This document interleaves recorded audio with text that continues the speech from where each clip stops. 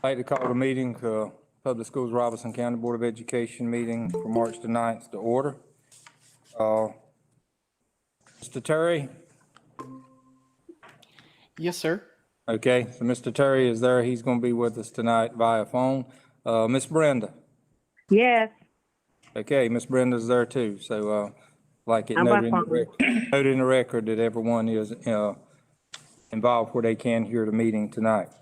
Mr. Smith, I'm going to ask you to do the invocation, but again, before you do it tonight, we've had some employees that passed away, and we would like to have a moment of silence for those employees. Miss Sandra Trammell, who was one of our nurses, Mr. Charles Threlkill, who was a teacher at St. Paul's High School, Ms. Tawana Hare, a teacher at East Robinson School, have passed away recently. And as many of you know, Mr. Jerome Hunt, our athletic director, has been in the hospital. I got a call from his wife today that he did come home. She picked him up earlier today, and he's doing a lot better than what he was. But she just wanted me to thank everyone for the prayers and the calls and everything that had been extended to them. So at this time, if we'd have a moment of silence, and then Mr. Dwayne, go ahead into the prayer.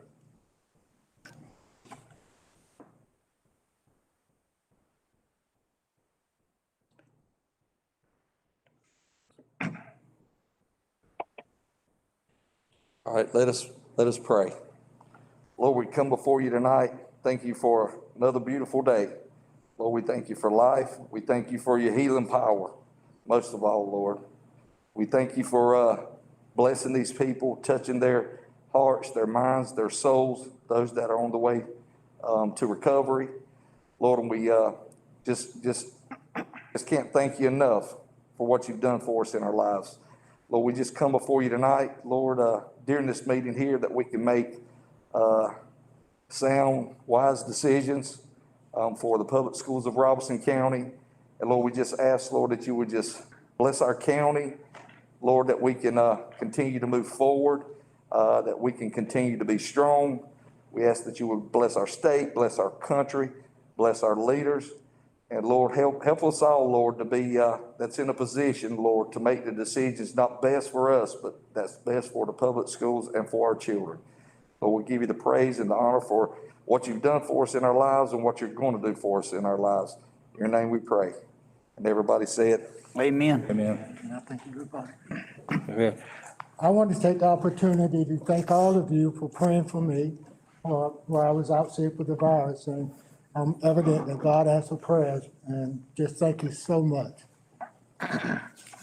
Thank you, Dr. Williamson. We're Thank you. glad that you're feeling a lot better. Glad to have you Amen. here. Before we adopt the agenda, folks, I would like to add an item. After the virtual board meetings on the information item, I'd like to just add April meeting date. Board, we do need to look at that tonight.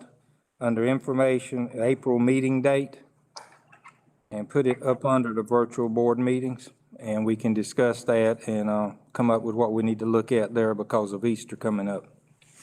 Okay? Do I have a motion to adopt the agenda? Such motion. A motion by Mr. Henry. Have a second? Second. Second by Mr. Gentry. All those in favor say aye. Aye. Any opposed? Thank you. Have a motion to approve minutes of open session. So moved, Mr. Chairman. Motion by Mr. Lawson. Second. Second by Mr. Smith. All those in favor say aye. Aye. Any opposed? Thank you. Okay, information items, Superintendent's Choice Art Awards, Ms. Sandra Carter. Good evening, Chairman Lowry, Dr. Williamson, welcome back, board members, and our audience. Every year, for the last, I don't know how long, we have selected a Superintendent's Choice artist from each school in the public schools of Robertson County. And the board have artwork that hangs, we have a gallery that hangs in each school. And this year, we're doing something a little different. We did a virtual gallery, and actually, the feedback we've gotten so far has been really pretty good. So this gallery is going to be posted on our district website, on Facebook, Going to also send it to each art teacher and principal so that they can put it on their school's website. And the gallery can do like we normally do, is hang for a year. This year, it has been really challenging to get artwork because students were virtual, but we managed to get artwork from every school except one, and that was due to a schedule issue. We got artwork on notebook paper, we got artwork done all sorts of ways, but students persevered and they created some amazing work like they always do. So I'm really proud of the gallery. I'm really proud of the work that the teachers did in motivating students to participate. Really thankful for the parents, because a lot of parents are the ones who took pictures, sent the pictures, retook pictures and sent the pictures, because you got to have the angle pretty good to get it to look good. And for the students and the teachers. So I hope you enjoy it, and we're ready. I put a little slide here about the selection process. Each year, a piece of artwork is selected to represent each school. Each school submits up to 10 pieces of artwork, and then a committee judges those pieces and selects one. The artwork is judged using the following criteria: uniqueness, originality, professional quality, which is neatness and craft, aesthetic quality, design, composition, color, tones, and selection and application of materials. A special thank you for the visual arts students and the teachers, Dr. Williamson, Dr. Robert Locklear, Dr. Darlene Cummins, art teachers, principals, students, and families.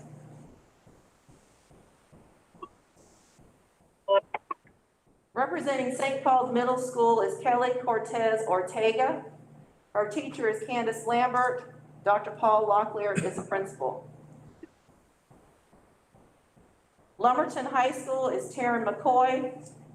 Harry Rebels is the teacher. Larry Brooks is the principal. Lumberton Junior High School is Taylor Gerald. Teacher is Robin Simmons Blunt. Principal is Dr. Savon Malsby.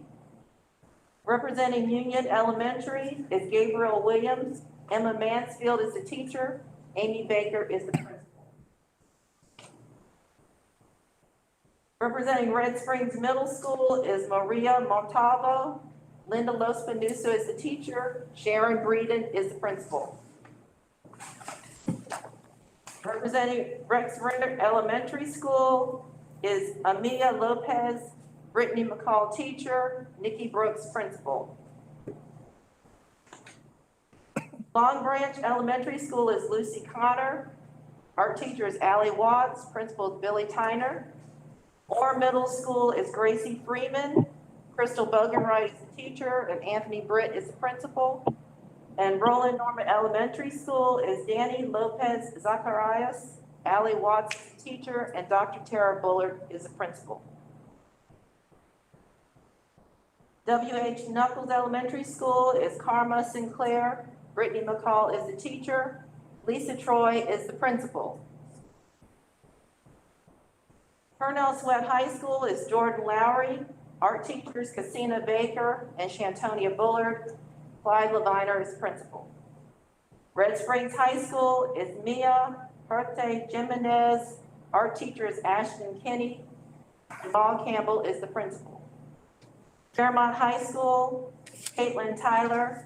Stephen Taylor is the art teacher. Kent Prater is the principal. Rosenwald Elementary School is Corey Alfred. Amma Abdullah is the teacher. Isabel Jones is the principal. Pembroke Elementary, Addison Lowry. Dana Dallas, art teacher. Joanna Hunt is the principal. St. Paul's Elementary, Libna Lucas. Belinda Lauren, art teacher. Dr. Jill Hathaway, principal. South Robinson Intermediate, Makina Gist. Hope Locklear, teacher. Dr. Sherry Park, principal. Piney Grove Elementary School, Braxton Jones. Linda Brewer, teacher. Kendra Deese, principal. East Robinson Primary, Nestle Bush.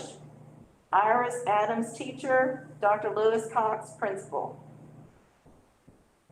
Peterson Elementary School, Nakaya Locklear, Topanga Bullard, teacher. Melinda Sellers, principal. Fairmont Middle School, Jacob Qualis, Tim Green is the teacher. Dr. Tracy Ferguson is the principal. Tanglewood Elementary, Zamaya Rogers, Amma Abdullah is the teacher, and Sean Fico is her principal. St. Paul's High School, Leslie Diaz Miguel, Karina Kimball, teacher. Jason Suggs, principal. Parkton Elementary School, Jasmine Pierce, Chad Locklear, teacher. Christy West, principal. Union Chapel Elementary School, Luke Lowry, Tanya Jacobs, teacher. Antonia Wilkins, principal. L. Gilbert Carroll Middle School, Zitzi Lara, Melinda McCoy, teacher. Chris Burton, principal. Deep Branch Elementary School, Abby McLean, Brittany McCall, teacher. Aaron Hunt, principal. Littlefield Middle School, Riley Wilkins, Hannah Grass, art teacher. Kendall Hamilton, principal. Bear Grove Elementary, John Hunt, Amma Abdullah, teacher. Tawana Curry, principal. Pembroke Middle, Jalen Jacobs, Terry Usry, teacher. Anthony Barton, principal. Prospect Elementary School, Dayla Strickland, Leslie Woods Jacobs, teacher, and Avery Brooks, principal. And I hope you can see, you can't really even tell that these kids have not been in the classroom working for a whole year with their art teacher. And I'm so proud and just, floored by the quality of the work that these kids have done despite all the challenges that they've had. So let's give them all a round of applause.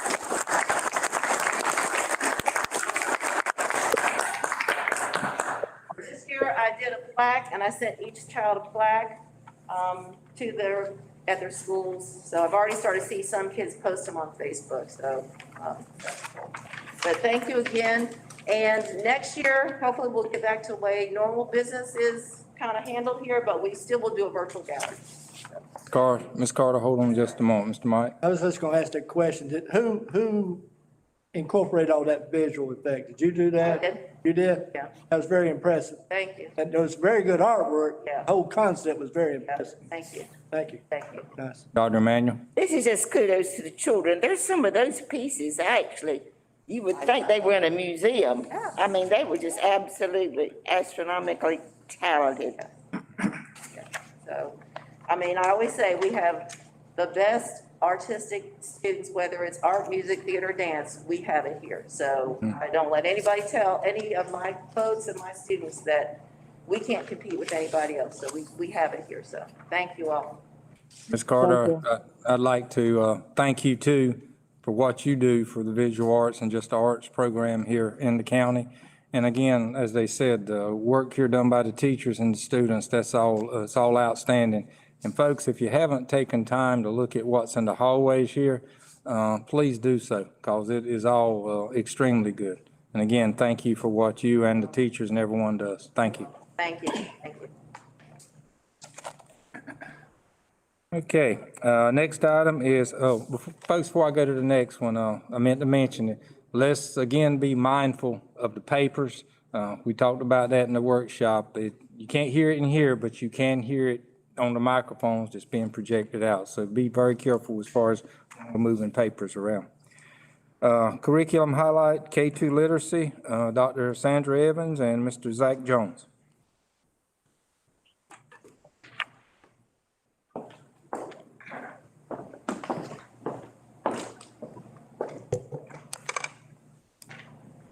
Chairman Lowry, board members, Superintendent Williamson, Dr. Williamson.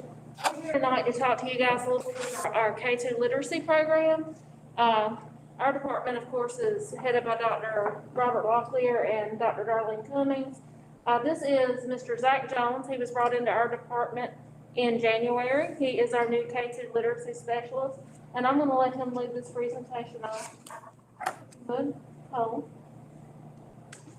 Good evening. So our district utilizes Letterland for our core phonics instruction. Letterland uses alliterative vibes for its characters.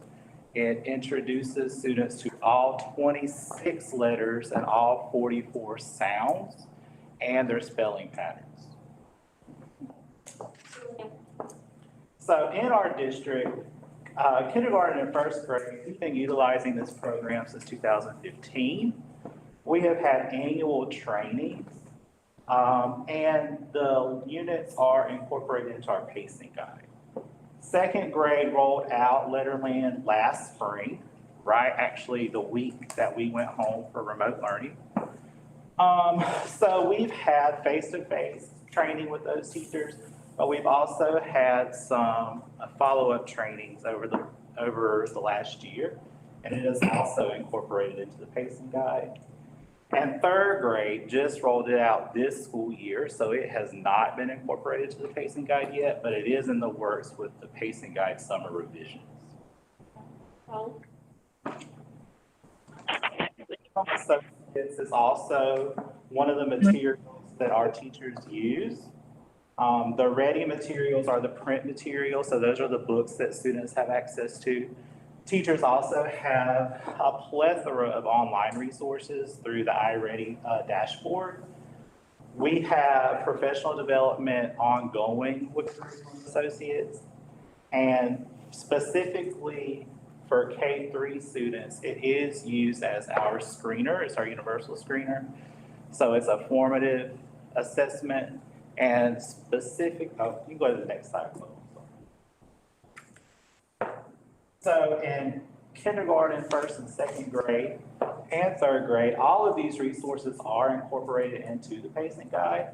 Specifically to K2, these scale scores are used to invite students to summer reading camp. And for third grade, it is used as a good cause exemption. So if a student wasn't proficient on their third grade end of grade testing, this is one pathway towards proficiency. And when he's saying that, I know you guys have heard the term read to achieve. And when we're looking for pathways for proficiency, this iReady assessment that we use, we typically give it 3 times a year, beginning of year, middle of year, and end of year. If the student scores high enough on this iReady diagnostic test that we use, then that is used as a good cause exemption. So if they don't pass the EOG, then, and they score high enough on this, that is what we call, as we said, you're going to hear a good cause exemption. So even if they don't pass the EOG, that means they're still proficient in reading according to the state standards. So that means they don't have to have that reading retained level and they can be promoted to 4th grade. So this is kind of like a second chance. And they get that chance 3 times a year through this assessment. Keys to beginning reading, we just started our first of 3 trainings. This is professional development specifically for our K-2 teachers. It's aligned to the science of reading, which is the pedagogy that's being pushed out by the State Department. Previously, our district has used NC Readings Foundations training, reading research to classroom practice. But this is the program that we've chosen to implement this year. It addresses foundational reading skills for our K-2 teachers. It also provides them with evidence-based practices. And it also segues into our 4th through 12th grade keys to literacy curriculum. I want to remind you guys, do you remember last year we did a Jumpstart budget? The Jumpstart budget included monies for reading research to classroom practice for our teachers, for that staff development. Reading research to classroom practice was only allowed this year face-to-face. So we had to have a substitute. And so we looked for a substitute, and Dr. Dorsey actually found the Keys to Beginning Reading, which was done virtually and aligned to the science of reading, which is the new pedagogy that the state is pushing out. So that is how we came about going with this training. So many, as you all know, we transitioned to remote teaching and learning last March for this school year, August 17th through February 26th. So here are two specific examples of how teachers utilize the district's pacing guide and Letterland in their remote instruction. Okay. All right. Anaya, what is this word? Team. Very good. Can you use this word in a sentence? I'm going to have lunch with my team. Very good. Now spell the word. TEAM. Great job. Okay, everyone write down this word. TEAM. Thank you, Anaya. Jonathan, Emily, Ava, Lim. Show Miss Sarah your paper. I want to make sure that you are listening and that you are writing down these words. Very good, Emily. Anaya.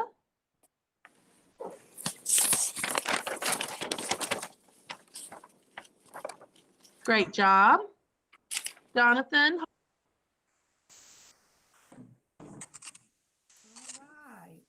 Talon's excited about his project too. Teacher last night, she said, I just got to show you. Oh, isn't it pretty? Oh, I love it, Talon. Worked so hard. You better get to telling them. You better get to telling me, Talon. Tell me all about it. Yeah, I love that, Talon. That looks good. Tell us about it. Polar bears live in the North Pole. The skin is black, even though their fur looks white. It is see through polar bears hunt and eat seals. They have 42 teeth. How many? How many? Tell them how many teeth they have. 42 teeth. Ooh, they got a mouthful. Oh, Tell them what's in the. Tell them what to do. What's this? A killer whale. Okay, what do killer whales do? They eat penguins. Okay, what is this? A bear. What is the name of the bear? What's the name of the bears? What kind of bear is he? What kind of bear is it? Is he a black bear? A white bear. Okay, so what's the name of them? Polar bear. Polar bears. And what kind of sea penguin is this? Mother penguin. Yes. A mother penguin and her cub.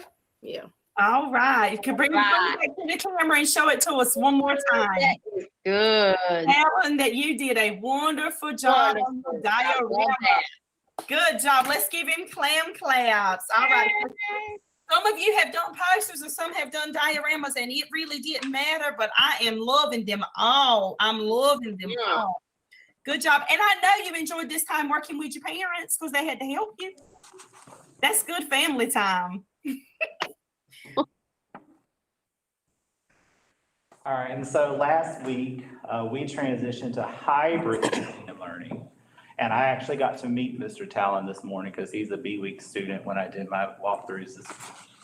So here are two examples of how Letterland is utilized with our district resources that are available online. And I want you to notice how the teachers are utilizing their manuals because their manuals are very important with Letterland. They've got them right beside them, as they're teaching. And I want you to notice, normally the teacher has them right beside where their computer, and you'll see them refer to them. I can read words using beginning, middle, and ending sounds. I can recognize name and write all. Hers is right beside her computer right there. And I can recognize words, word families, and rhyming words. So let's go on to letterland. When you see this arrow, who can raise their hand quietly and tell me what this arrow means? Clarissa. On the reading direction. The reading direction. And can you tell me, Dixon, what is the reading direction? Unmute your device and tell me the reading direction. Say it again. Good job. It means we read from left to right. Good job, guys. All right, so let's look at letterland. Today, we're going to be able to talk about our letterland lesson, which is lesson 110. Lesson 110, okay? Yesterday, we talked about the ACT family. So for review, who can tell me a word that has the ACT? Our standards: no and applied grade level phonics, and no spelling sound correspondence for additional vowel teams. Quickly, what is a team? What is a vowel team? More than one. Okay, she says it is more than one. So a team is when we take two vowels and we put them together. We put them together and they make a vowel team. Okay, what are our two letters in our vowel team this week? E and what? A. Online, what is our vowel team for this week?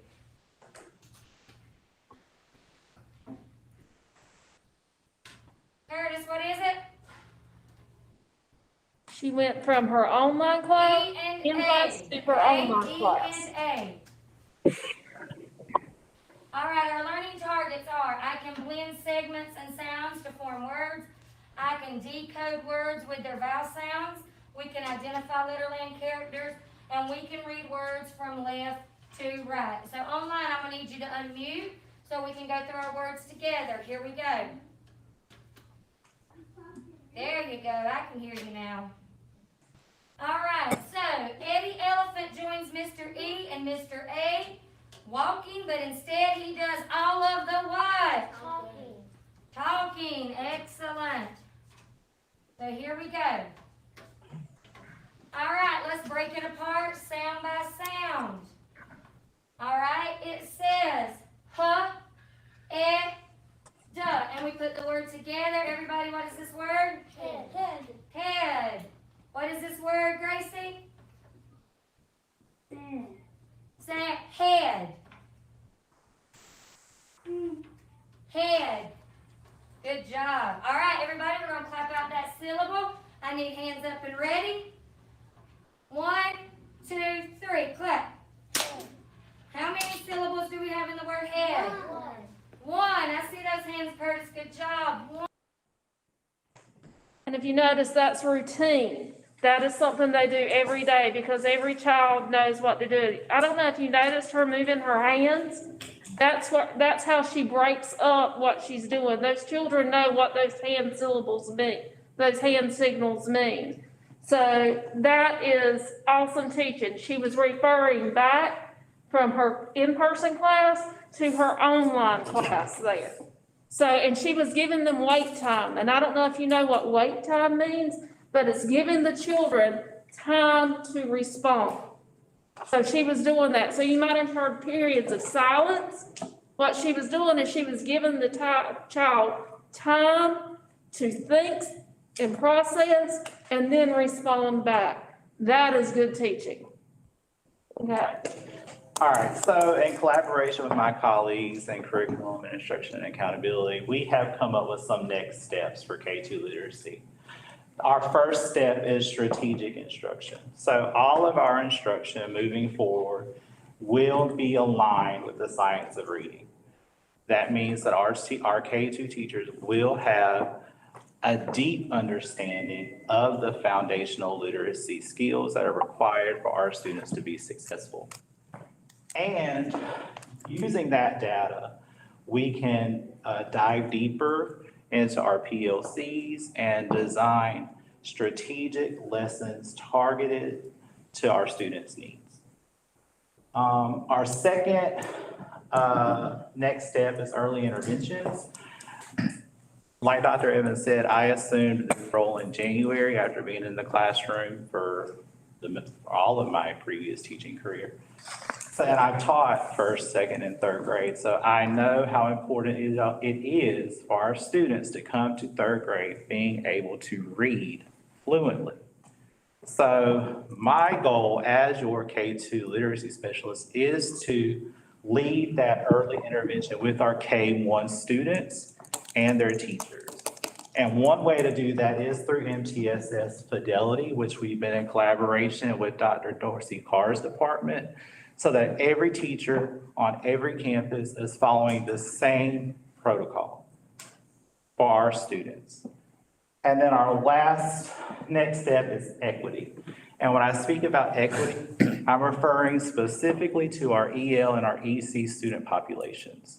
Those students make up a huge chunk of our student population, and they need to, their teachers need to be collaborating with their general education teachers so that that instruction is targeted and strategic.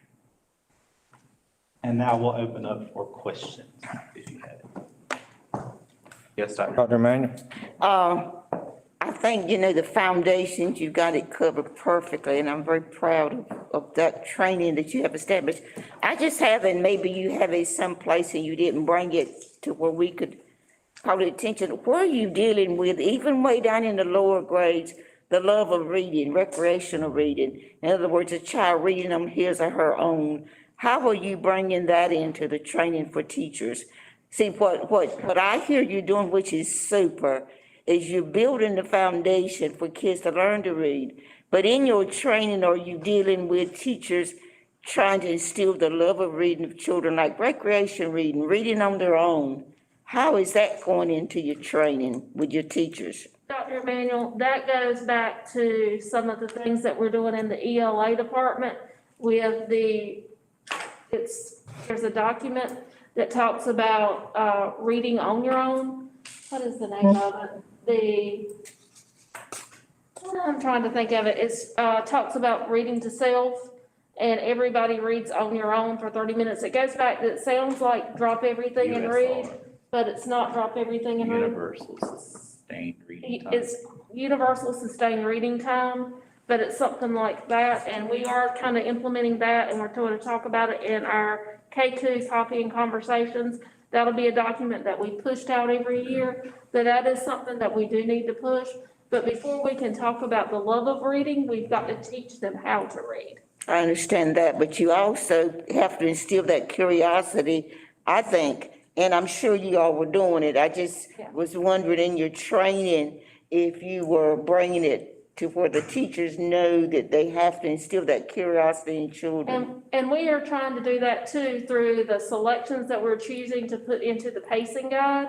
Some of those selections are very high interest reading selections, and they are varied because our pacing guide has varied text, reading fiction, and all of that is in there. So those selections help with that as well. I have one follow-up, if I may, Mr. Chair, and it's probably to the superintendent or anybody who wants to answer it.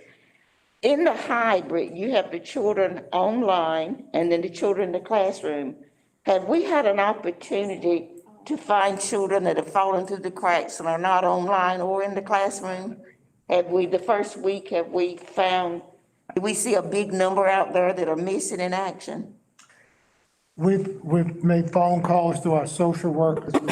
It's really going to be at the end of week 2 that we can identify that as a real number. But we are working on that. Probably, and Robert helped me, we've seen about 15 to 20% of our students that have not been engaged. And those are the kids that we've identified. So we think that number is around 15, 20%. I think Dr. Robert and then Mr. Gentry. Dr. Robert, do you have a question? Dr. Emanuel, you triggered my mind when you started talking about the love of reading. I would like for Dr. Evans to talk about tumble books that we ordered last year. Talk about how that number has increased because, well, you tell how. We also have Tumble Books, which we have a 3-year subscription to that, which is a free online reading that we free for all of our students. It's an online library where they can go and log in. It reads to the students, or the students can read for themselves, and it should be posted on every school's website where they have access to high-interest books, so they have access to that. They also have access to free books during certain hours through Epic Books, so they have access to books even virtually at home. So we also have access to books for children, which also pushes reading. Thank you. And also, we're using our media specialists to make sure that students are able to check out books. You know, like I said, their favorite, whether it's a sports book or animal book, they're able to do that while they're on campus also. And most of our books that are in the pacing guide, we have a digital copy of the text, especially in K2, K3. Several of the schools use their funding to purchase, and also the Classroom libraries. they purchased something that they can sit outside for the children, so even when they were in virtual, they could come and exchange library books. It was like a Dropbox type of a system that was in place, so they could even, maybe when they came and got their meals, when they were in virtual, they could pick up and exchange books that way as well. So we have ways for children to read books. And there's one other. Go ahead. There's one other funding source. We used Title IV this year to also purchase 5 books for every K-5 child that's related back to science, so that we also build their science interest. And so we've done that, and each school has those to distribute to each child in K-5. So they'll have some books at home to also share. And we did 3 books last year. So the school systems actually purchased several books to help also build that interest in the reading. Mr. Gentry? I may have missed this, but what provisions do you have for students that are not progressing as fast as others and need remediation? What is the piece for that? That's when we would redo the MTSS referrals and you would go into interventions. Letterland actually has interventions in that program that students go into so the teacher would do the interventions through the Letterland program. And first grade, most of the first grades in the county have the Letterland interventions anyway. So that can be used 1 and 2. And when those interventions aren't working in the classroom, then we'll do the referrals through MTSS. Okay. Any other questions? Okay.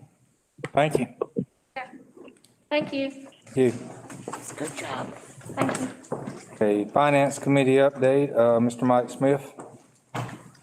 Mr. Chairman, Mr. Craig, you got me down here for information and action. I'll just, if you don't mind, I'll just wait till I get to action. We got 2 or 3 things that we want to act on, and I'll give a quick synopsis. Okay. At the meeting. Okay, that's fine. In the state installment system, Ms. Erica? Good evening, Chairman Lowry, Superintendent Dr. Williamson, and board members. We wanted to include this in your packet. The state installment system for all of our 10-month employees, they're given the option, as long as they're employed on the first day of school, to spread those 10 checks out over 12 checks. So there's an amount of funds deducted from each one of their paychecks starting in August through May to ensure that they continue to get a check over the summer months. We received this notification on February the 18th that due to the state modernization project that is beginning in the state of North Carolina with all districts, DPI will no longer support this installment pay system. So the checks that employees will receive in July and August will be the last checks received through this system. We don't have a replacement for that yet. Each region is going to be responsible for getting together and collaborating about, okay, now that this system's no longer in place, what options are going to be available for teachers and other staff that are on this system. We just wanted to get the word out there that this will be changing, and we'll be updating everyone as soon as we have more information. More than likely, what will happen is we'll have to contact the banks, and then these employees will have to individually set up with their bank of choice to ensure that they can continue this process. But we just wanted it to get out there to start discussing it, and so it wouldn't be a surprise for staff as we start planning for next year. So Ms. Erica, just saying that again, since we are like we are, if they're on 12 months right now, the last checks will be July and August of 2020. 21. 21, okay. So that'll be the last time. Yes, sir, that is correct. So, these last two checks over this upcoming summer will be the last checks that go out under this traditional system. And we don't have a replacement yet. We're waiting for the state to meet, because there is a general statute that requires employees have an option to spread their check out over 12 months, but they're getting the data now to see what other options we can have. Okay. Mr. Gentry? Has this notice gone out to the schools and all personnel that this is coming? It hasn't yet because we don't have a solution yet. We wanted to just put it out there that it's coming. Nothing's going to change for the summer. Everything's going to stay the same. So the impact wouldn't be felt until August. We didn't want to send anything out without having options already in place for the employees to consider. Why do you think the state done it? What was their logic behind this? They have it underlined and in bold as part of the system modernization project. So what that is, the state was going to fund modernizing all of our accounting software that we're using. Either all districts are going to have to choose Tyler or Cherry Road Oracle to get into something that didn't look like the black and green screens we're using now, that something is a modern product where employees could interact with the system and vice versa. When COVID hit, that kind of got shut down. It would cost us, just Public Schools of Robeson County, $1 million to convert our data into one of these new systems. And the cost that we're paying for our current software, we're probably going to pay 3 to 4 times that with the new system. So the state was planning on supplementing the districts, but they had to divert those funds. And so right now, part of the problem is they think the state is going to use part of their ESSER funding to help move this project along, but somewhere over the next 5 years, every district is going to have to choose one of these new systems and move forward to that. And there are systems that are already pilots. There's probably about 15 that have already chosen and are going to move forward as pilots. Because of that, DPI needs a way where everybody communicates the same way. So that's why they said they're getting rid of the installment system, because each district did something different.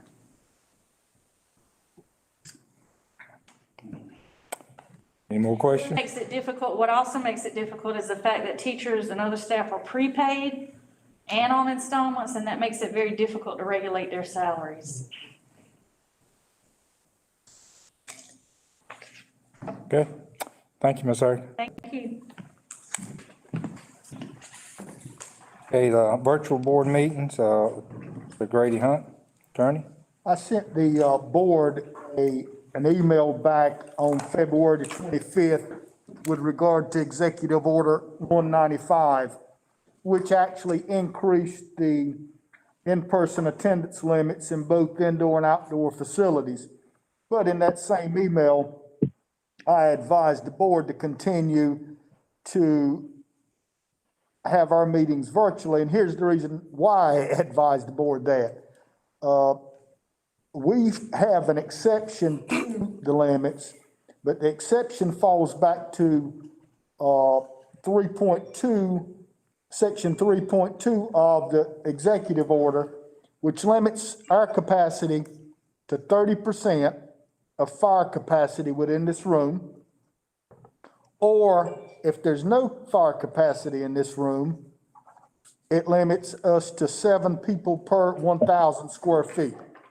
So that puts the board probably in the odd position of having to come up with a system to allow so many people in this room.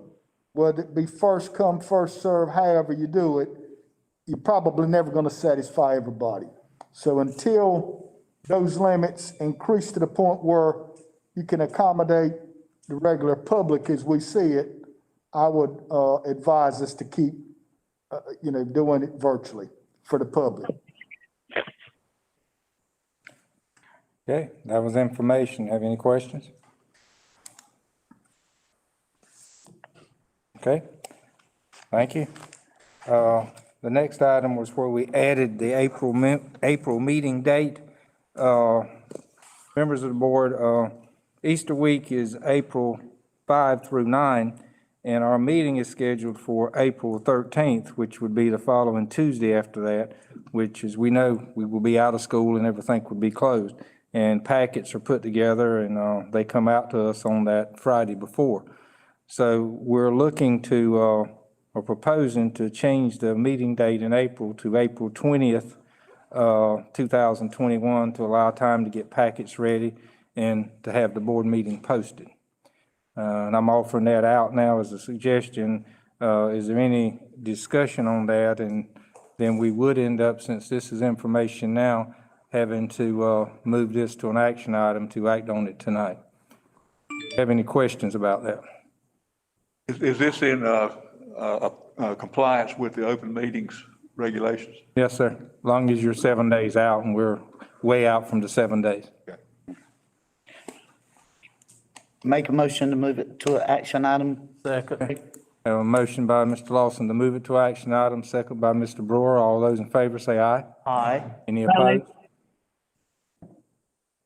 Make the motion for April 20th for our April board meeting. That's a motion. Second. Okay, at 6 o'clock. At 6 o'clock. 6 o'clock. Okay, motion made by Mr. Lawson to change the meeting to April 20th, 2021 at 6, and the second by Mr. Brewer. All those in favor say aye. Aye. Any opposed? Okay, that will be the meeting. Again, will be April 20th for our next meeting. Okay, action items, Mr. Smith. Thank you, Chairman Lowry. Finance Committee met on February the 25th at 6 p.m. We had some updates from Mr. Ernie and Miss Erica about some of the projects that we're working on. As most of all y'all know, we're working on quite a few roofs. I don't know exactly how many. Erica, do you know how many? Oh, I don't. I know it's 9 or 10 or more, but Ernie gave us a good update on where we at and the contingency plan and how things are flowing. Some other little Shining Star, we update on Shining Star. We're still waiting for the county to do their thing. Some other little odds and ends are taken care of. The things we want to act on, we talked about the facility at Red Springs High School, the athletic facility.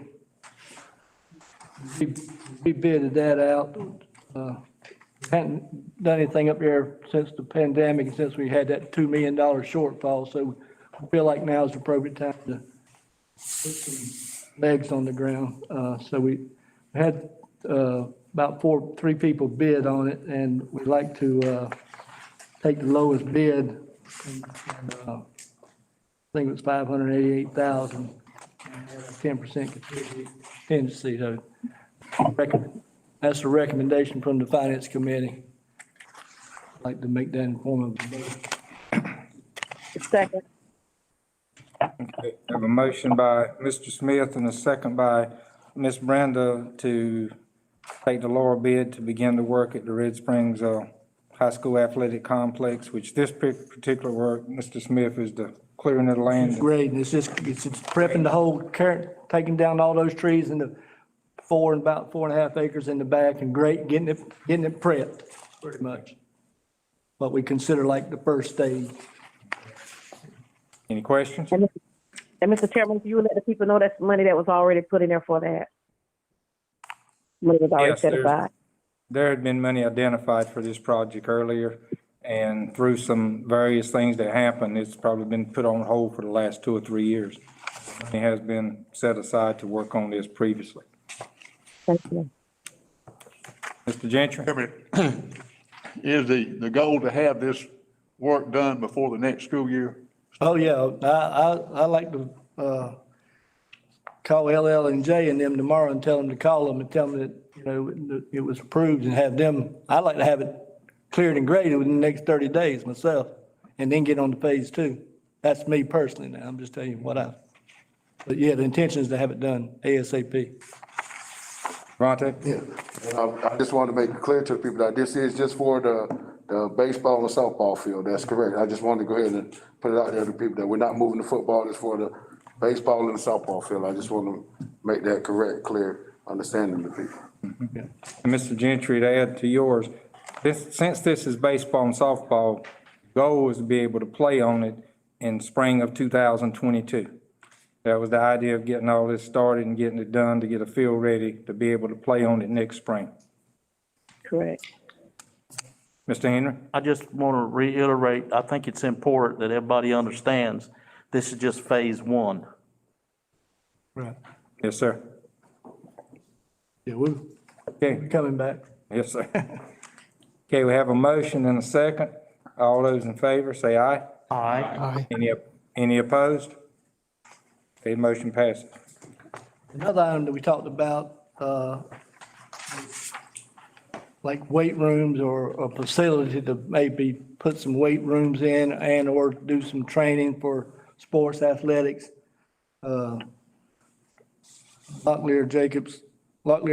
and Jacobson, gave us some guidelines, some stuff that would have to be done before you could actually make the presentation or build anything.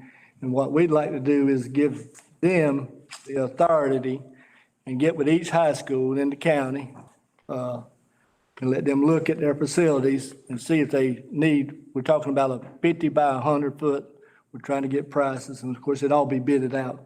But you got to do the legwork. What we're wanting to do is do the legwork at each high school and see about moving forward. I don't actually see the price. Did you see the price, Craig? It's on the very bottom. Yeah. Yeah. Each school site that you want to look at constructing, suggest that the limit be set to cover at least 30 hours at $110 an hour, so about $3,300. Yes, if you got any higher than that, they would stop. Yeah.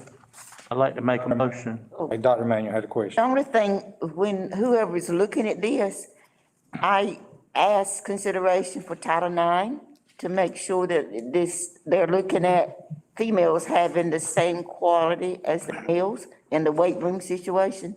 Yeah. Mr. Vontae? Yeah, to Ms. Emmanuel, it's a multi-purpose, building for females and males. It's for all sports, not just all sports gonna have a chance to go in there and use the facility. That's the, Well, let me state it another way. After the building's complete, the male's not superseded. Thank you, Dr. Mayor. Welcome. You and Miss Brenda got that covered, okay? All right. Henry made the motion. Yeah. Henry, you made a motion to accept this. Mr. Brewer made the motion to accept this. Mr. Vontae, second. All those in favor, say aye. Aye. Any opposed? Thank you. Another item that was brought up, it was on our master sheet, was, they talked about some paving up at Rex Renner School. Mr. Ernie did some legwork on it and some prices. I mean, it would have to be bidded out, but he got some preliminary prices. And I talked to Erica, and Erica said, we already have money in the line item budget every year for paving. Erica, I want to just give everybody an update. So currently in the capital outlay budget, we had $350,000, of which roughly $222,000 is remaining. And we can always move funding either from the existing budget or from fund balance to cover any additional costs that 222 would not cover at Rex Renner. What is the cost projected? I'm sorry. Yeah, you're fine. What he's got on this piece of, you should have a piece at your desk, to be honest. Everybody should have got a copy. That's the total estimate, like 391,000. It's 356 with a 10% contingency, so it comes to 391. And that's just estimate, that, still, so that's the total. So as Erica says, we got 220,000 in there, so we have to, make a budget amendment if we want to do the whole project. And me personally, as the finance chairman, I like to do project, if we can do the whole project, I like to do the whole project and move on and address another issue at another school, but on this one, I'd like to make the motion that we complete the whole project. Second. A motion by Mr. Smith and a second by Mr. Brewer. Discussion? discussion. Vontae?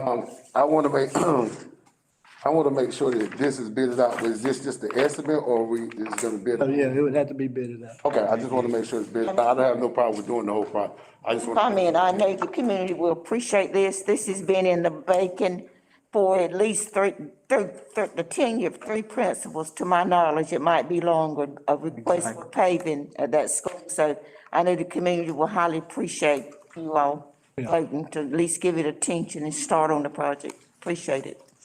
Okay, Ms. Gentry? Ms. Erica, you're always on top of things, and I heard what you said. Do you already have an idea of which accounts Yes, the sir. deficit would come from? It will come up on balance. Okay. We discussed at the finance committee meeting that group of funds that is available for additional projects not already in the budget. And I'll submit that at the April meeting. And So Mr. if- Chairman, because it's gotta be bidded out, we have to be careful saying what our rough estimate is. Yeah, I probably shouldn't have threw the number right there. I apologize for that. Right, right, But the board members need to know, having about an idea. Right, that was for us, right. Ms. Smith? Yes, sir. One thing that I eventually, hopefully we can eventually get to is, I still would like, and I know it's a big project, is we still need to be looking at the auditorium up at the high school. It's not even a mess. That's an understatement. There's electrical problems up there, and I'm telling you, it's gonna come if we don't soon address the situation up there with those electrical problems in the auditorium right there. So, I'm all about, hey, we got a lot of needs. I get it. We got needs and wants, but you better take care of needs before, we start having some issues in some of these areas, that we need to address. Thank you. Mr. Wayne, I'll add, before we get back to motion, that is one of the roofs that's being repaired, is that auditorium roof. I believe, if I'm not mistaken, I believe it is right there, if I'm not mistaken. Yeah, it's on, to be done, that, to repair that or replace that roof. That's on the list for this year. Okay. Okay? And then the inside from where it's been. There's some other things there too. Yes, sir. That's on there. Gotcha. Okay. Thank you, sir. I just want to make a quick observation. Taking care of the roofs and taking care of, so to me, some things may seem incidental, but they may be small on our list. Mr. Ernie and them have been very mindful in taking care of some toilets, but all of it comes into play at each individual site in the county. We're trying to do the best we can for the whole public schools of Roberts County. I appreciate the members on the board, on the committee, and you take little steps at a time, but it all adds up in the end, and I appreciate everybody's input and intake. I think we're headed in the right direction. Thank you. Okay. We had the motion by Mr. Smith and the second was by Mr. Brewer to, paving work at Rex Renner. Yes, sir. Okay, all those in favor, say aye. Aye. Bid it up. Aye. Any opposed? Okay, that passes. It would be any situation like that, bid it out. And let me go back, Mr. Smith. I'm trying to look at this real quick. The rough number on the roofs that we're trying to do in the county this year is around 10 or 11 that we've appropriated the money and fees to take care of at various schools throughout the county. And then there's another group of those we'll be looking at next year. I believe we're up to 986,000 on roofs, if I'm not mistaken, somewhere in that area. And if I might add, it's not patching these roofs, this is replacing and fixing the roof, these locations. Long overdue. We need to communicate those. What's that, bud? We did have done that deed. Discussion on roofs. Well, I just covered it in Okay. general statements like thing. Okay, Ms. Smith, anything else? Thank you. It was Mr. Smith, the financial report. Ms. Erica? Okay. Have in your packet the monthly financial report, and I have any questions, anyone?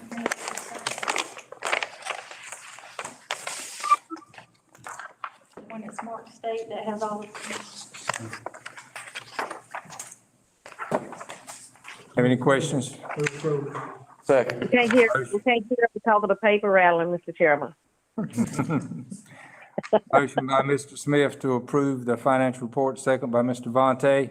All those in favor say aye. Aye. Any opposed? Okay, Confident Kids, Ms. Erica?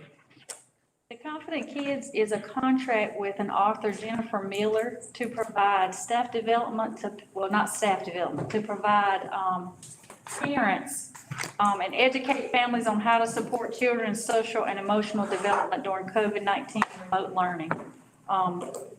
The copy of the contract has been reviewed by Mr. Grady. There's a book that Ms. Miller authored that's at each of your desks, and this will be used in conjunction to provide those services to the parents at PSRC. And we're asking for that approval. We've already received a waiver for the purchase as well from DPI for Title I funds. How long is the contract?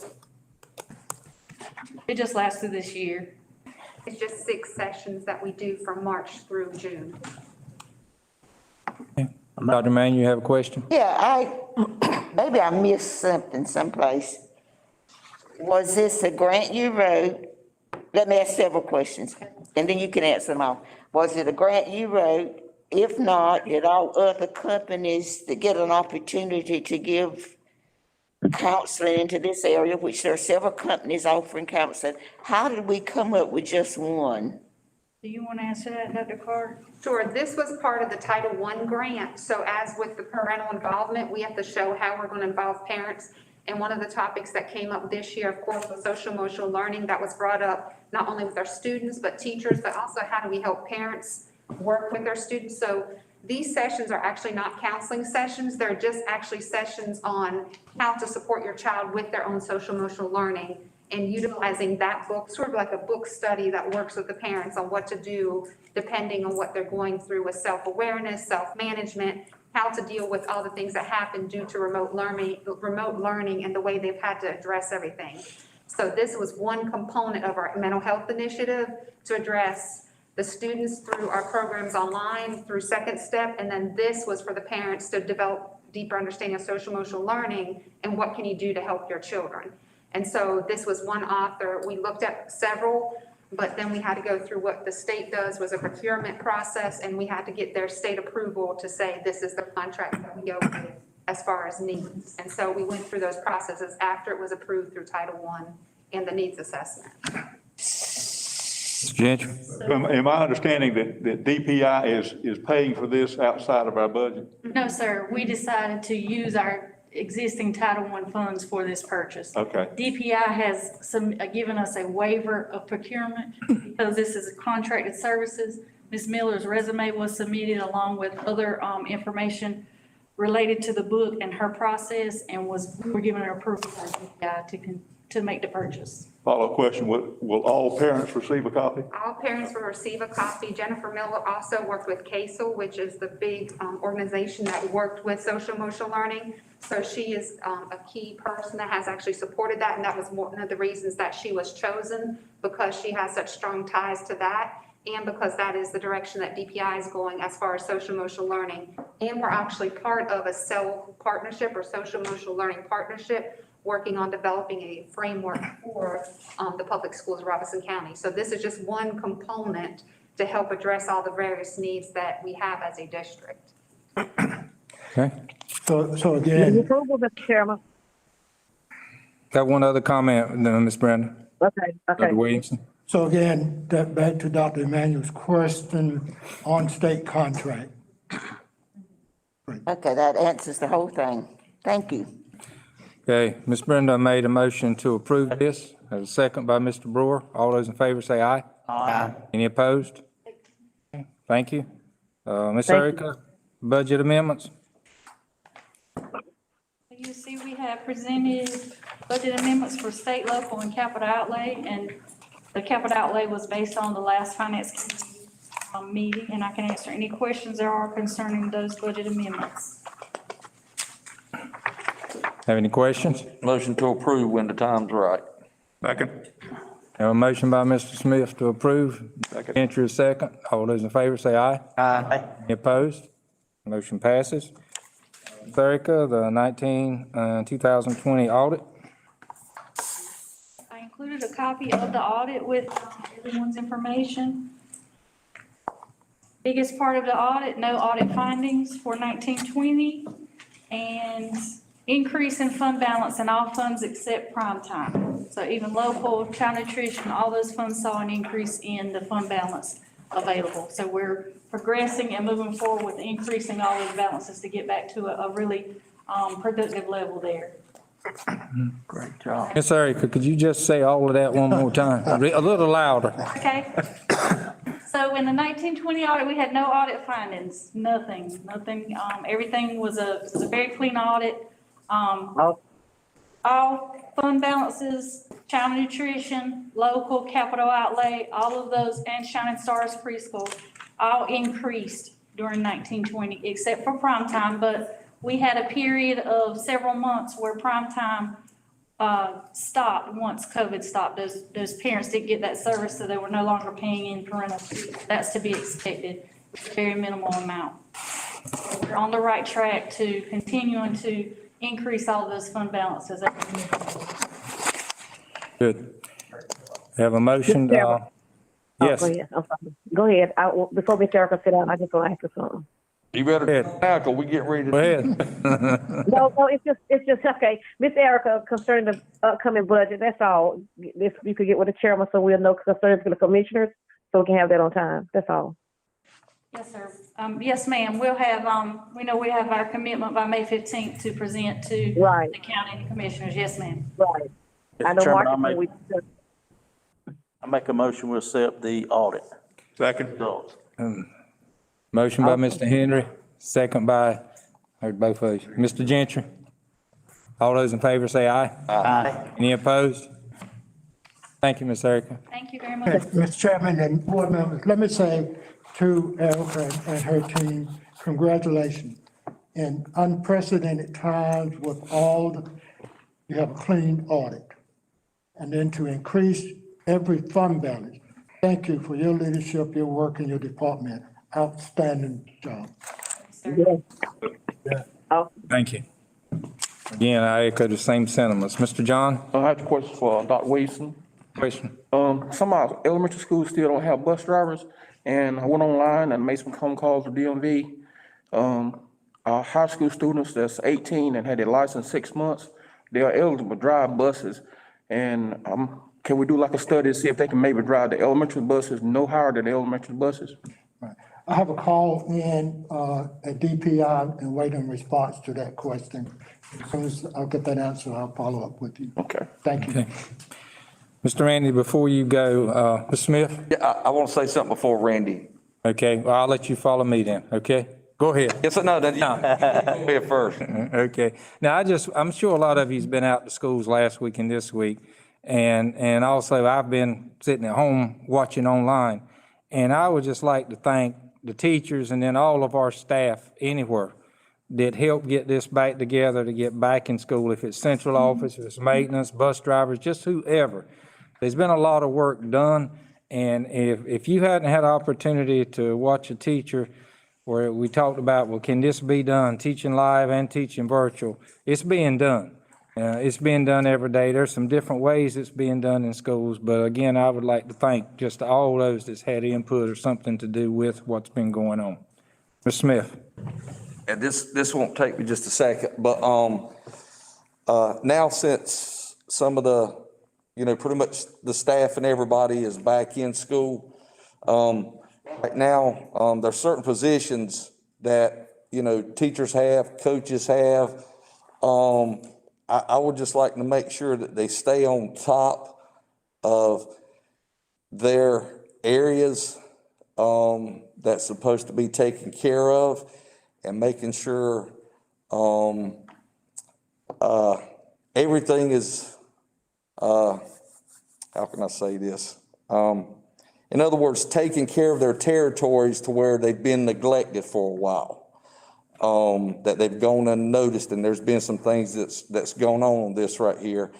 So now since they're back, I just want to make sure that they stay on top of that. And one more thing, since school has started back, I know, of course, I don't do Facebook anymore or anything like that there. You've had some teachers with some comments and things of that sort there. And I know it's difficult times, and I'm not trying to be a bearer of bad news, but I'm the type of person that I'm gonna share something, and I believe in sharing it this way right here. And I might not be a liked person when I say this, and that's okay. But I understand that there's some teachers and other staff members that are skeptical in going back to school. And I understand that. And I think there's been a lot of good things that are going on right there. But we've also had, not many, just a handful, but I want to reiterate this, that they enjoy going to the beach and doing things that they want to do. Okay? Are y'all with me? Make sure we're all on the same page of what I'm getting ready to say. Okay? So, if you can go to the beach and you can do your thing, and if you can't understand that this is more about the kids than anybody else, your profession, is everybody with me? Find yourself another career, because it is not about you going to the beach and doing what you want to do, but yet, oh, woe is me, because I've got to go back to school because you want to stay at home. And if you can't understand and you can't make the sacrifices for these children, is what you're supposed to be doing. And I understand, I get it. I understand there's people, I understand, but when you know that you can do things, yet you can go do everything else, but you want to, so I'm not going to say that. Are y'all with me? Is everybody with me? Yeah. Okay. Do your job, make the sacrifices. Don't put these kids down on the lower end pedestal, and do the public schools a favor and find another career if you can't make the sacrifices, but you can do what you want to do.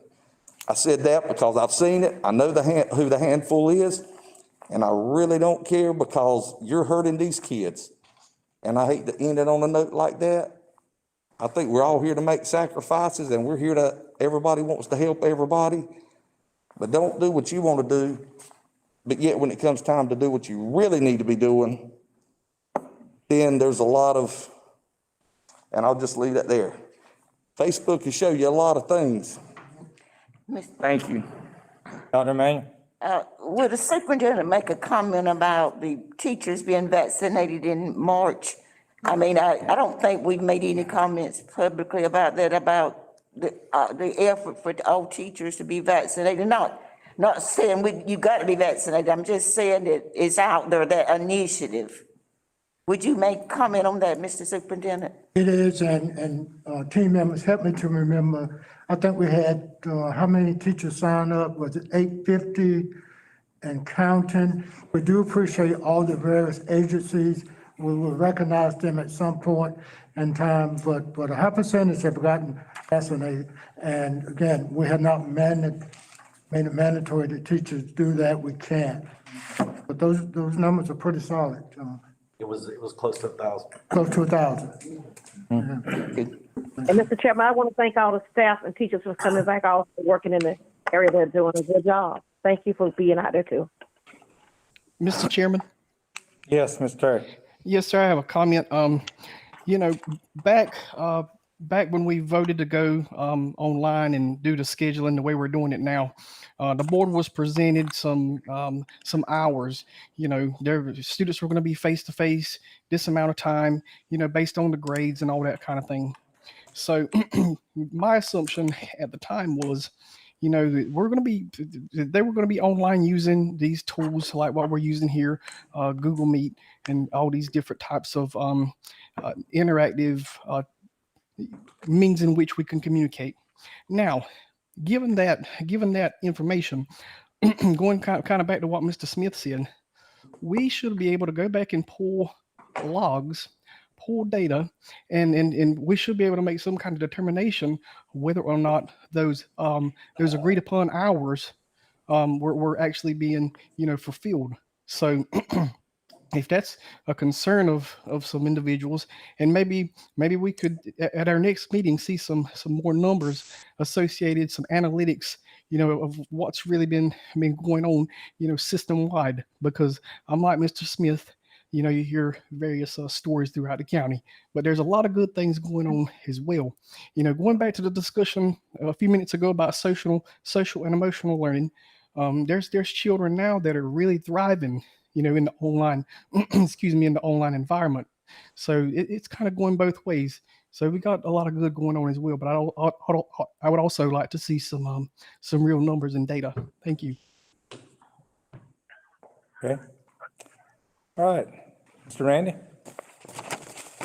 I move that the Board of Education for the Public Schools of Robertson County go into closed session for the purpose of discussing certified and classified personnel, North Carolina General Statute 143-318.11A1 and 6, student transfers, North Carolina General Statute 115C-402, and North Carolina General Statute 143-318.11A1, and to consult with the attorney retained by the board in order to preserve the attorney-client privilege between the attorney and the Board of Education for the Public Schools of Robertson County, North Carolina General Statute 143-318.11A13. Motion by Mr. Randy, second by Mr. Vontae. All in favor say aye. Aye. Any opposed? Okay, we'll adjourn for about 10 minutes.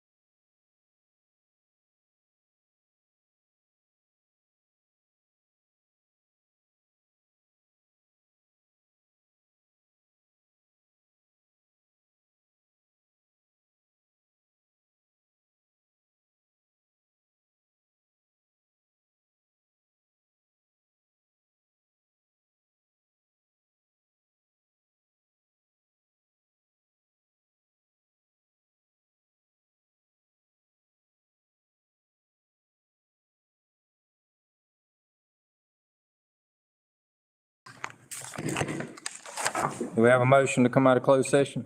So moved. Gentry made a motion. Second. Second, Mr. Vontae. All those in favor say aye. Aye. Any opposed? Motion to approve personnel as amended. Motion, so move. Second. By Mr. Vontae, second by Mr. Randy. All those in favor say aye. Aye. Any opposed? Thank you. Okay, Dr. Williamson? Closed session minutes, Craig. Mr. Chairman. Move approval of closed session minutes. We already, We already did all that. We've not. We haven't done done closed that. session No, we minutes. haven't done that. We haven't done closed session minutes. Second. Yeah, Yeah, you got the second on. yeah. We got it, Miss Brenda. Okay. Okay. Dr. Williamson? Yes, thank you, Mr. Chairman and members. I want to make a recommendation as it relates to our public relations officer, Dr. Gordon Burnett, that one, we change his title from public relations to chief information officer, that we move that position to a cabinet level position, that we move him scale, negotiated contract, initial contract for 2 years with a salary $68,966.67, please. Okay, we have a recommendation by our superintendent. Do we have a motion? I got it. I want a motion. Second. They need to say anything, or that's good? Okay, we have a motion by Mr. Vontae, a second by Mr. Gentry. See if we can do it this way. All those in favor say aye. Aye. All those opposed?